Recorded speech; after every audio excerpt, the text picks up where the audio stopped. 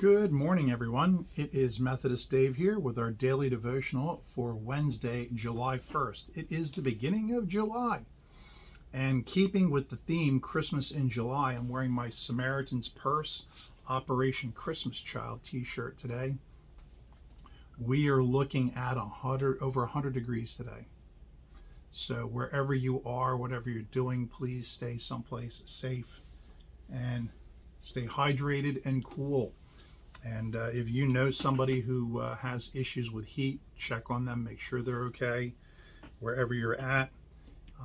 If you happen to be watching from someplace that's cold, stay warm, because this is the internet and it does go around the world.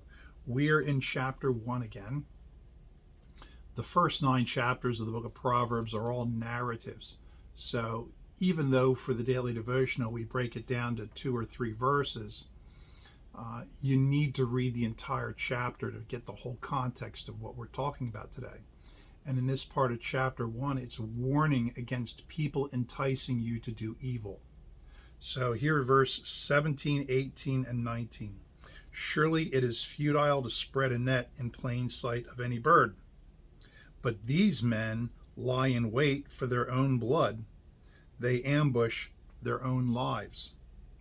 Such are the ways of all who gain profit unjustly. It takes away the life of those who obtain it. When you set a trap for an animal, in this case, they're the net that you would spread out on the ground, and you would put some food on the ground and a bird would come and you'd pull the net over top of the bird. A lot of cultures, they would take the plumage of certain kinds of birds for decorations and things like that. And if you were to spread the net out there, the bird sees the net and like, not going out there. It's this common trope, the pit, right? You dig a hole in the ground, you put branches over it, and then leaves over the branches. And the animal or person goes walking through the forest and boom, falls into the hole. Well, if you were to just dig a hole in the ground, no animal would fall into it because they'd see there's a hole. I'm going around the hole. Using that ridiculous illustration of a trap, the author here says that people who are trying to profit unjustly through unjust gain, they see the net, but they don't care. They go in anyhow, and the net's going to trap them. You know, you think you're going to get away with something. We were talking yesterday about greed. You know, the leech has 2 daughters, give and give. Greed, it drives people to do stupid things. You know it's not right. You know you're going to get caught, but you still do it anyhow because you want the cheese. And this is it here. People who try to do things illegally or unjust gain, it calls it, they walk right into the trap. You can see it's a trap. It's laid out before you, but they're going to be sucked into it.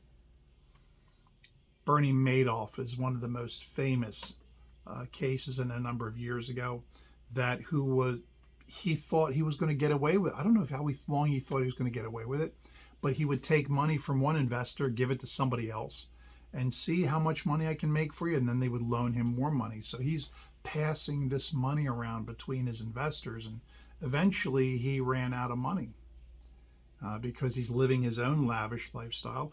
What did it profit him? That temporary gain. The rest of his life in prison. Prisons are filled with people spending the rest of their lives in there because they thought they could rob or steal or cheat or con people. They wind up in jail. And everything that you thought that you were going to get, you lose. Willie Nelson, love Willie Nelson's music.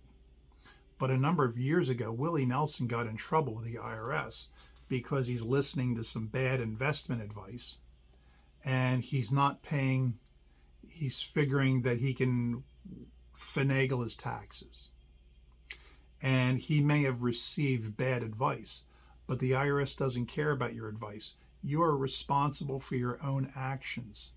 So in trying to save a little bit of money, in trying to avoid paying a certain amount in taxes, the IRS seized all of Willie Nelson's property and auctioned it off.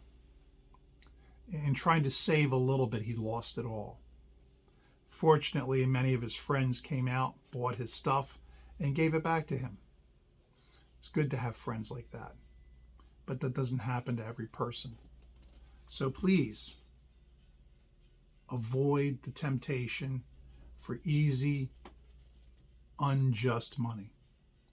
You're going to get caught. It doesn't work. Even Enron, they got caught. And a lot of these people who think that they are beyond the law wind up behind bars.